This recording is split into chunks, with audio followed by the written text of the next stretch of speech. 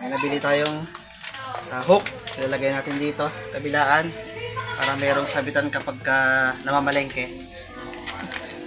Kasi ito, cover sa sensor sa harapan. Unahin natin kabit to dito sa may right side.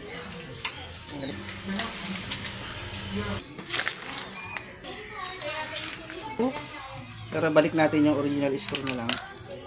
Kaya mas maganda tong original screw nya. Yun lang. Hindi pala kasya kasi may malaki ulo. Kailangan talaga yung kasamang screw. Ayan, may kasama na siyang tools na alin.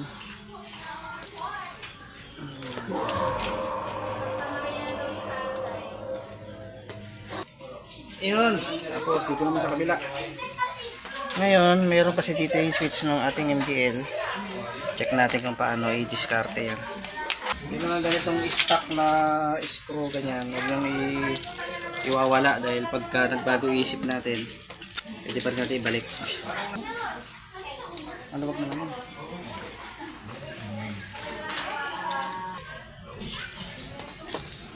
Natin. Wait lang. Ilabas ko muna itong screw.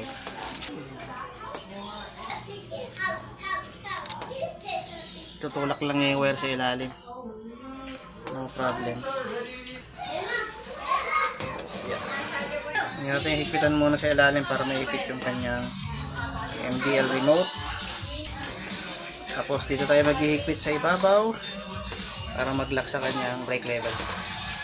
Huwag masyado higpitan, baka mabali naman, bumigay. Tama lang yan. Okay.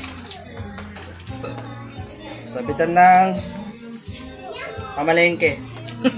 Dagdag forma na din. Tapos sunod natin yung iligpit muna natin ito, baka mawala eh. Yung mga ganitong bagay, akala mo hindi mo na kailangan dahil naglagay ka ng accessories, pero sabi mo pa rin yan. Walang araw, magagamit pa rin natin yan. Tapos itong sensor cover, lagay natin sa harap sa brake. Ilalagay natin to cover ng ayan, cover ng sensor sa kanyang ABS. Meron siyang spacer, ayan. Meron na rin siyang kasamang screw na mahaba. Tanggalin mo natin yung 8mm bolt, ayan.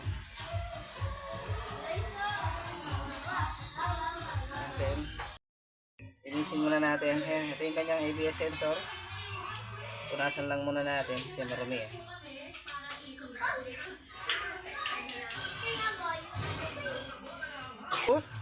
Tapos dito yung spacer nya. Yan. Para mag-lock.